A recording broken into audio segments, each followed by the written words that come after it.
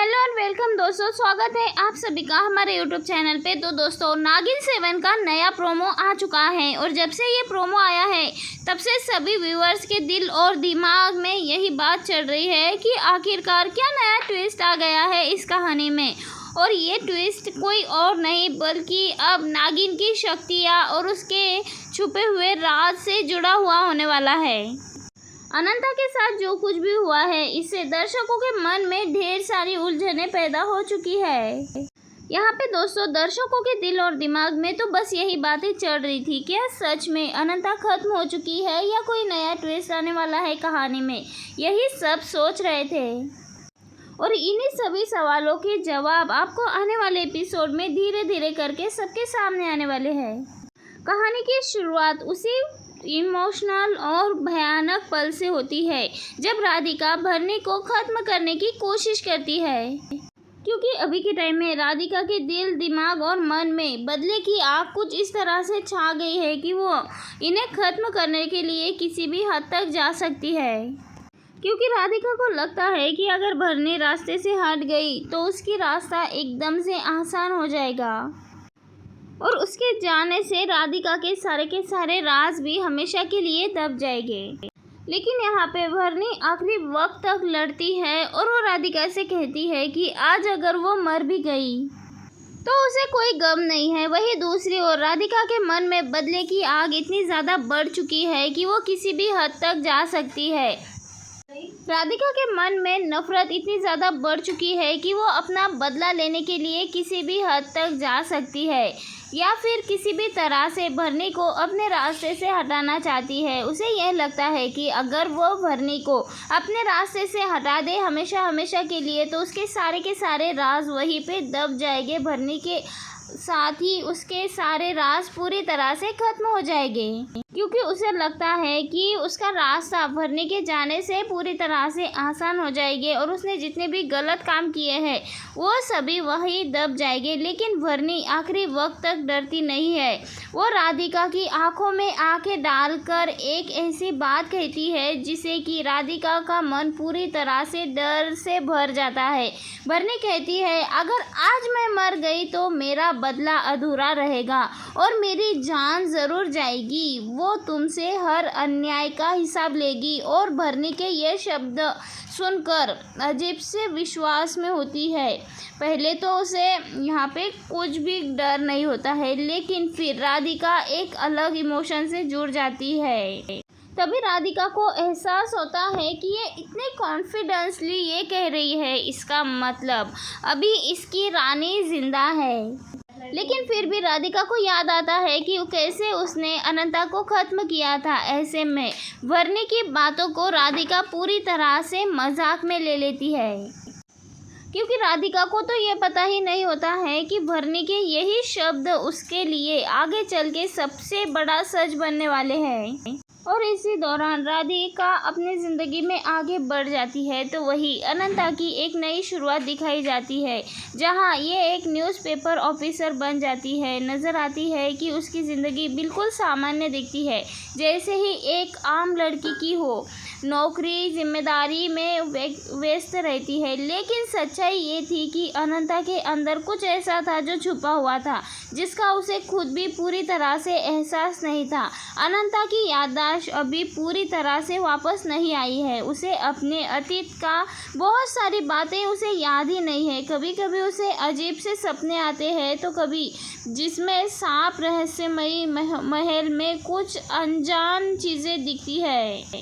अनंता उन सभी सपनों को समझ नहीं पाती है, लेकिन फिर भी अनंता के दिल में एक अजब सी बेचैनी बनी रहती है। एक दिन ऑफिस में अचानक एक बड़ा सा हादसा होने वाला होता है। वहाँ रखी हुई एक भारी मशीन अचानक से संतुलन खो बैठती है और गिर पड़ती है। एक दिन वही ऑफिस में एक बहुत बड़ी गड़बड़ हो जाती है। एक मशीन अपना संतुलन खो बैठती है और सभी लोग इधर उधर भागने लगते हैं अपनी जान बचाने के लिए। किसी को समझ नहीं आता कि उस भारी मशीन को कैसे रोके। उसी वक्त अनंता वहाँ मौजूद होती है। बिना ज़्यादा सोचे समझे वो संतुलन आगे बढ़ती है और उसे भारी मशीन को ही हाथ से थाम लेती है और उसी दौरान जब अनंता अपने एक हाथ से उस भारी मशीन को रोक लेती है तो लोग चौंक जाते हैं और सोचते हैं कि किसी भी इंसान के लिए इतनी भारी मशीन को एक हाथ से थाम लेना बहुत ज़्यादा खतरनाक है। ये देखकर मौजूद व्यक्ति दंग रह जाते हैं। इतनी भारी मशीन एक हाथ से कैसे रोक ली? एक हाथ से रोकना इसे नामुमकिन है। लेकिन अनंता ये कहकर दिखा देती है कि खुद अनंता ही इस घटना से हैरान रह जाती है। उसे समझ नहीं आता है कि उसने ये सब कुछ कैसे किया। वो अपने हाथों को देखकर सोच में लग जाती है कि आखिर उसके अंदर इतनी ताकत कहाँ से आई और उसे महसूस होने लगती है। यहाँ पे अनंता को ऐसा महसूस होने लगता है कि उसके अंदर कुछ ऐसी शक्तियाँ हैं जो बहुत ज़्यादा है, इंसानों से पूरी तरह से अलग है। ऑफिस में बाकी लोग भी घटना के अनंता के इस अलग नज़रिए को देखने लगते हैं। कुछ लोग हैरान तो कुछ डरने लगते हैं और कुछ मन में शक पैदा कर लेते हैं कि वो आपस में बात करते हैं कि आखिर ये लड़की कौन है, इसके अंदर इतनी ताकत कहाँ से और कैसे। दूसरी तरफ अनंता के मन में भी ढेर सारे सवालों के तूफान आ रहे होते हैं। उसे लगता है कि वो किसी खास मकसद के लिए पैदा हुई है, तो कभी उसे लगता है कि शायद उसकी ज़िंदगी का असली मकसद कुछ और ही है, तो कभी उसे ऐसा लगता है कि उसका मकसद अभी पूरा नहीं हुआ है। जैसे जैसे समय आगे बढ़ने लगता है, अनंता के अंदर की शक्तियाँ धीरे धीरे जगने लगती है।